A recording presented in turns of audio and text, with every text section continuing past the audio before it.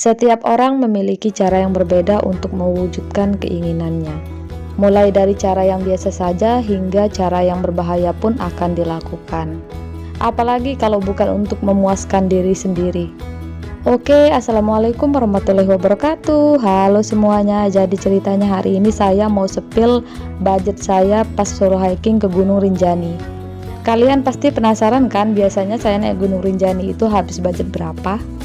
Sebenarnya budget ataupun biaya untuk pendakian ke gunung yang sama itu tidak selalu sama di setiap pendakiannya. Kadang banyak, kadang juga sedikit, kadang juga sedang-sedang. Tergantung sama siapa perginya, tergantung apa yang dibutuhkan juga. Tapi kali ini budget yang saya bagikan ini mungkin terlihat nggak masuk akal ya. Agak sedikit gila gitu budgetnya.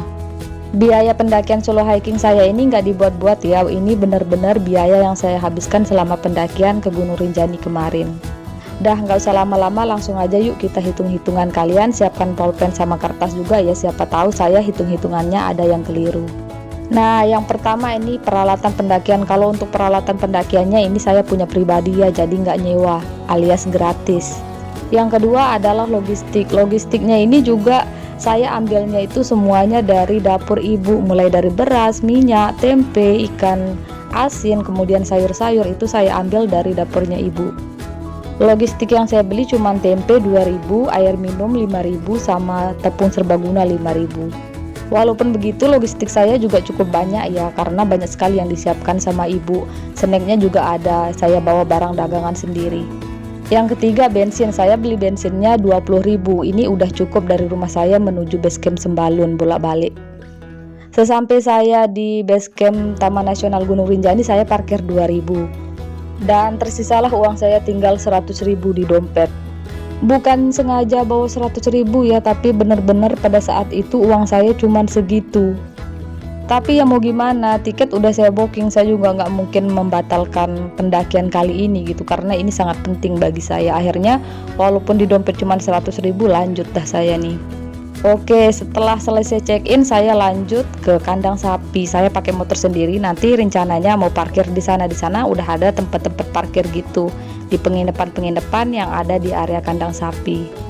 Biasanya di penginapan yang ada di sekitar kandang sapi itu tarif parkirnya Rp5.000 per harinya. Jadi untuk pendakian 4 hari 3 malam saya bayarnya 20.000. Tapi nggak berhenti sampai di sana. Setelah sampai di kandang sapi kalian akan ditawarkan ojek. Tapi berhubung saya ini nggak ada duit ya, cuma 100.000 di dompet, mau ojek pakai apa gitu ya. Akhirnya saya tolak. Banyak sekali ojek-ojek yang menawarkan saya, tapi selalu saya tolak. Saya tolaknya menggunakan bahasa lokal, jadi lebih cepatlah dipahami. Tapi gilanya ada nih salah satu ojek yang baik hati banget. Beliau ini awalnya menawarkan saya ojek, tapi terus-terusan saya tolak. Tapi dia ngotot ngasih saya tumpangan secara gratis. Saya berusaha tolak dengan segala macam cara, tapi yang namanya orang baik mau bantu ya udah dipaksa dinaikin carrier saya, dan ya akhirnya saya dapat tumpangan ojek gratis. Semoga aja rezekinya selalu lancar ya. Tapi udah saya minta nomor HP-nya juga sih, misalkan ada rezeki lebih nanti gimana-gimananya kan bisa ketemu lagi. Di pos 3 saya ketemu sama pendaki dari Surabaya dan Malang. Sebenarnya tadi ketemu juga di base camp. Tapi katanya mereka ngojek, saya ekspektasinya nggak bakalan barengan gitu. Jadi kita janjiannya nanti ketemu di Pelawangan, tapi ternyata kita ketemu karena saya dapet tumpangan ojek gratis. Oh iya, untuk logistiknya saya juga dapat tambahan dari teman. Tadi saya minjem powerbank, tapi dikasih juga lauk. Tapi udah saya tolak juga, tapi tetap aja dikasih. Tapi karena lauknya terlalu banyak, akhirnya saya bagikan juga ke petugas TNGR yang ada di pos 2. Karena lumayan berat, capek lah saya bawa dia. Di pendakian ini saya selalu bareng-bareng sama pendaki dari Malang sama Surabaya tadi. Tapi saya lebih barengnya sama si ceweknya itu, si Mona ini. Jadi kemana-mana itu selalu bareng, kayak orang udah kenal lama gitu, lengket langsung. Nah mereka ini kan nggak ada pick up ya, jadi nanti kita rencananya mau patungan bayar pick up gitu di Torean. Tapi di Segara Anak kami ketemu sama pendaki rombongan campur-campur, katanya ada dari Kalimantan, ada dari Mataram, ada dari Sumbawa dan lain-lain.